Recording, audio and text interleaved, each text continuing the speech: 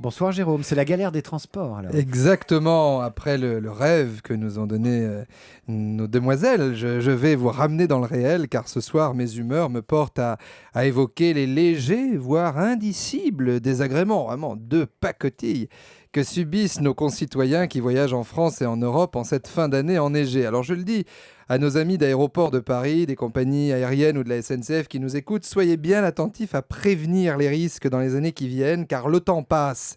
Je m'explique.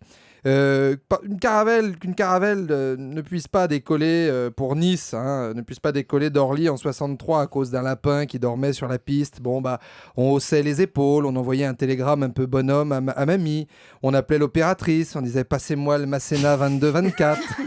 Ça faisait des bruits de bouchons de liège dans l'écouteur. Vous avez connu ça, vous? Bien sûr, mais j'ai tout connu, je suis intemporel. La fille vous mettait en relation avec mamie et on rentrait en 403. Les enfants, arrêtent de jouer avec la manivelle des vitres, merde! Bref, on était en 63. Voilà, fin 2010, c'est plus la même. Dans une époque où on peut désormais envoyer des mails avec son portable, quand vous êtes à Roissy, qu'on vient de vous déplacer de terminal parce que le toit menace de vous tomber sur la tronche à cause de la neige. C'est arrivé à Roissy le 24. Que vous voyez le ciel s'éclaircir et que vous vous dites « ça y est, vous allez pouvoir décoller » et que le type de l'embarquement vous dit que vous êtes cloué au sol parce qu'il y a une pénurie de glycol, du dégivrant. Ah, mais que c'est pas grave, il y a un camion qui vient d'Allemagne pour alimenter tout Roissy.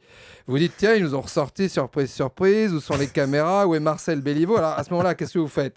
Pris de rage, vous dirigez vers le tapis à bagages, sauf qu'il y a un tel bazar, c'est plus un tapis à bagages, c'est une maroquinerie un jour de solde. Les gens s'arrachent les valises. Non, c'est la mienne! Non, une Samsonite noire, c'est la mienne! Parce évidemment, il n'y en a qu'une Samsonite noire, hein, c'est bien connu. C'est la mienne. C'est la mienne. Du fait de la neige à Roissy, on est monté à 36 000 bagages en transit, chiffre vérifié. Ce qui fait que quand tu vois ta valise arriver sur le tapis à bagages, tu te jettes dessus. C'est Buffon face à Zidane en finale de la Coupe du Monde en 2006. Tu fais corps avec le ballon. Alors à ce moment-là, bien sûr, hein, le petit plus, c'est mieux quand il y a une erreur d'étiquetage. Hein, c'est plus savoureux, tu te mets par terre, tu ouvres ta valise. Hein, il y a pourtant les rayures sur le bon côté. Tu crois qu'il y a tes affaires dedans et tu découvres une série de t-shirts hawaïens que tu n'as jamais vus. Du polydent, une gaine, des choles, des couches confiance. Donc ce bagage n'est absolument pas le tien.